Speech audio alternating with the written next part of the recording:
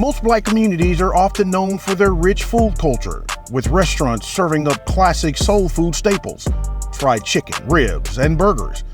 But now, two food truck owners from cities over 1,000 miles apart are reimagining those dishes, offering plant-based versions that prioritize health and wellness, particularly in areas where access to nutritious food is scarce. Yeah, I grew up on 139th and Central, so being here is really just an extension of, giving back to the community. Compton Vegan, the brainchild of former teacher and coach Lemel Dura, is the byproduct of his spiritual, culinary journey. I started off as an individual who was going through some personal issues, and I did a Daniel fast.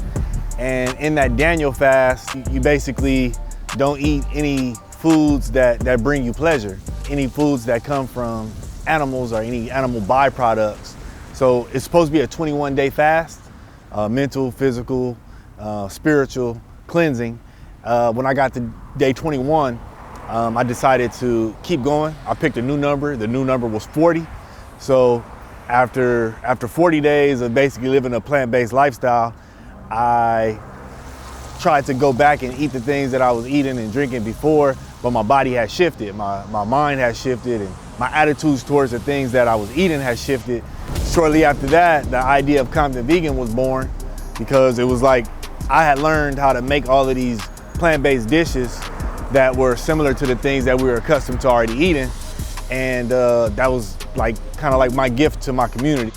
And in a community as notorious as Compton, often associated with gang violence and poverty, there's a certain irony in the sight of a food truck serving up plant-based meals. When you hear the name Compton Vegan, it's almost like an oxymoron, because when you first hear the word Compton, you're thinking about gangster rap, you think about gangs, you think about Bloods, Crips, essays, Pyrus, you thinking about a lot of murders, you thinking about dope dealing, you thinking about a whole lot of things that have negative connotations.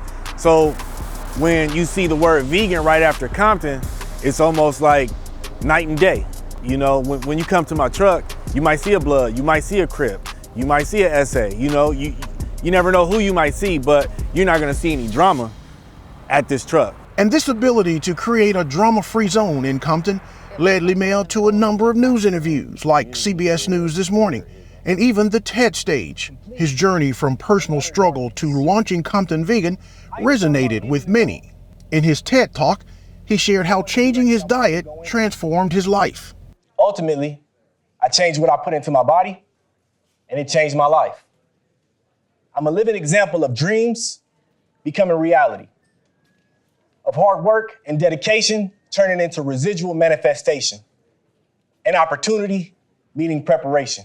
I'm glad that I was able to tell that story, because it was kind of like me being able to release some of my demons, but at the same time show people that when you go through dark times, there's always light at the end of the tunnel, and I'm a living example of that. I got a mac bowl from Compton Vegan. It has ribs on it, jackfruit ribs. Everything is all vegan, soy free, man. He was a high school teacher of mine, and I just wanted to kind of come back to reignite a memory, see how it tastes.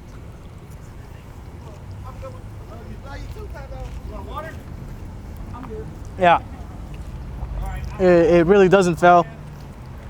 Very flavorful. I'm pretty much known for my vegan soul food. I make these vegan ribs. I was one of the first people making vegan ribs. I'm starting to see a lot of different variations of them now all over the country. But that's basically the most popular. And then the mac bowls. I got a cashew-based mac and cheese, and I take those ribs, chop them up, and then put them on top of the mac. The importance of the Black community waking up and taking their health seriously has never been more urgent.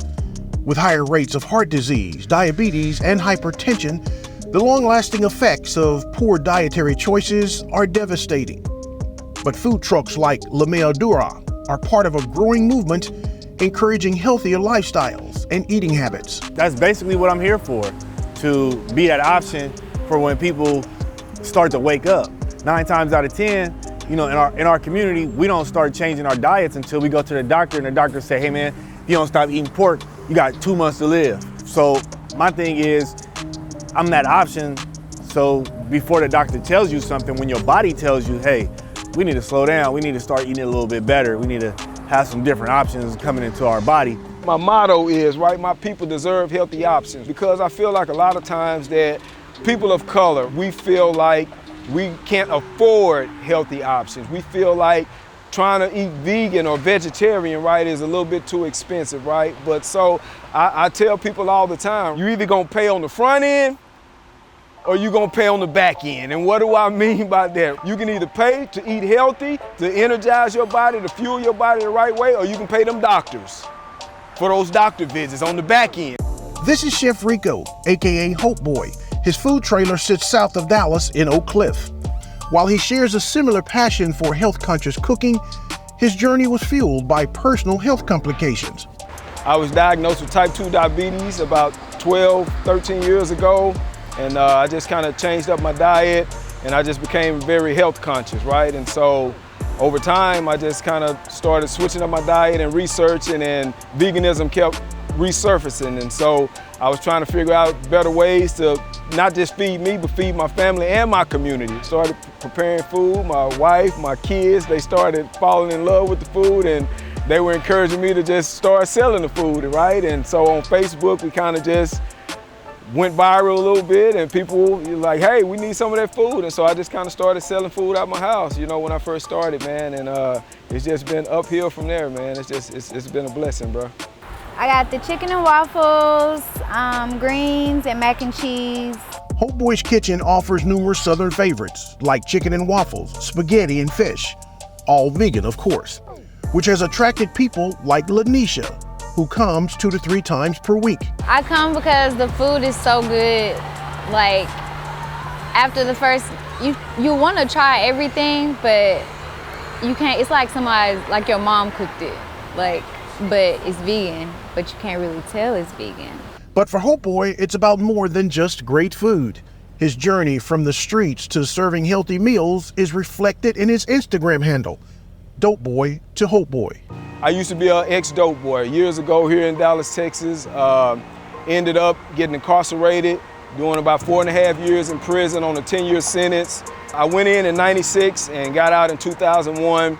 Got out and tried to start rehabilitating myself, right? And so eventually I started going to church, right? And started being around like-minded people, Christians and things of that nature.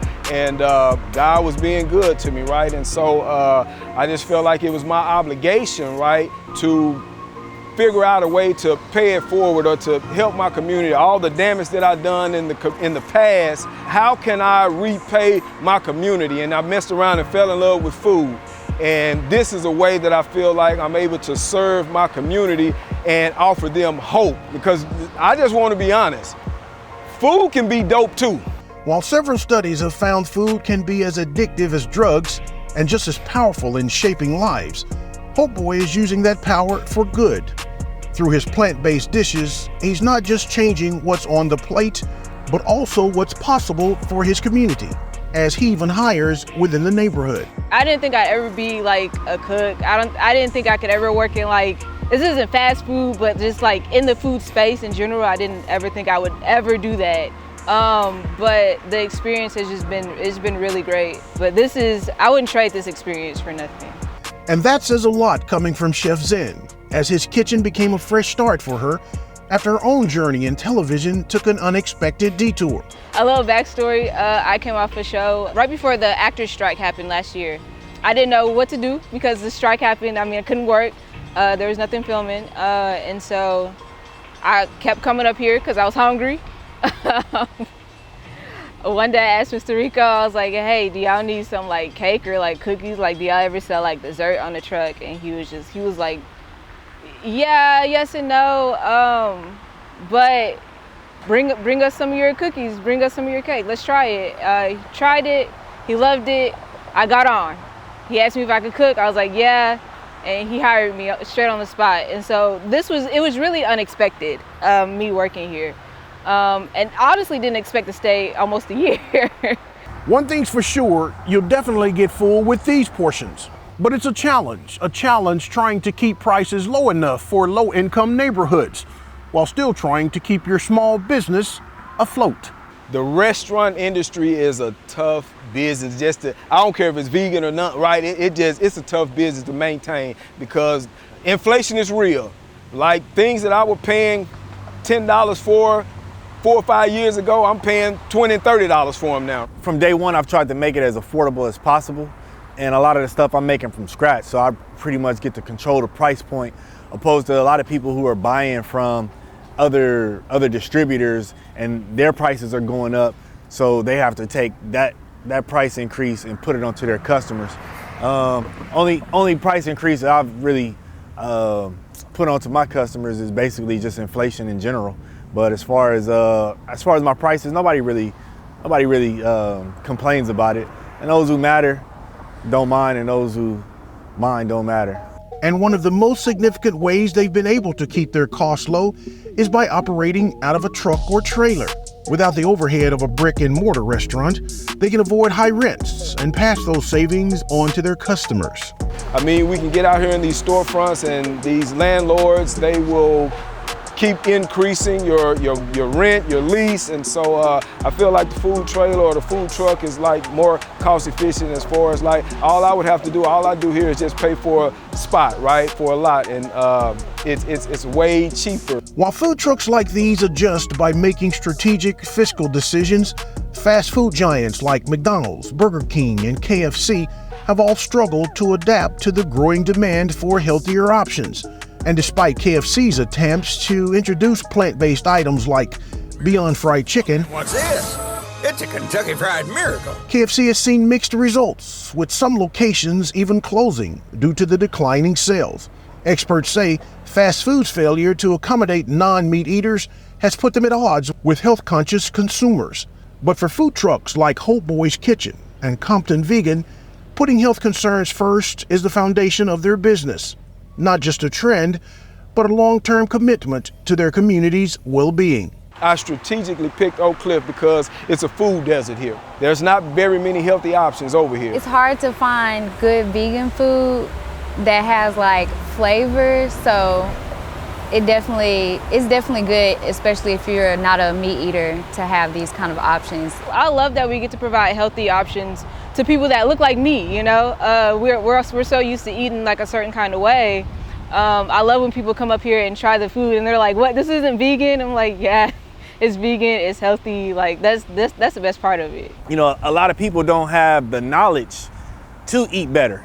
You know, they see my truck and they just see a truck and it say vegan, and 9 times out of 10, that's a turnoff because we have a stigma that veganism is for white people. Veganism is nasty. Veganism is just salad. So being able to recreate all of the foods that people are accustomed to eating helps me to bring more people in. Though they've never met and operate miles apart, one in Compton, California, and the other one in Oak Cliff, Texas, HopeBoy and Compton Vegan share more than just a passion for food. They're both dedicated to their communities, offering healthier alternatives in places where both junk food and fast food has long dominated. Their journeys may be different, but their mission is the same: to uplift and nourish their neighborhoods. I mean, it feels great, you know. It's my life calling at this point. I've done a whole lot of different things in my 40 years on this planet, to where I was a young black man trying to show people that come from the same community as me that you don't have to fall into the same traps that we see, you know, on the news and on social media. And now being able to package up all of those experiences and be able to provide a better tomorrow through food, it's just it's a beautiful feeling. It is a blessing for even when we have to make price increases that my community still comes out and support, and they enjoy the food that they get, the service that they get, because you can't even operate this. I feel like you can't operate this business properly without having proper customer service. And that's what we try to provide here: great customer service and great food, man. And so that's how I feel like we'll continue to strive and grow and be a blessing to our community. It's not only about what they do it's about what we do as well inside this kitchen, right? And the service that we provide to be a blessing to those that come out and support it. Nipsey Hussle once said, I could die today, I made the set proud. You know, so if God called me home today, I basically fulfilled my purpose. You know what I mean?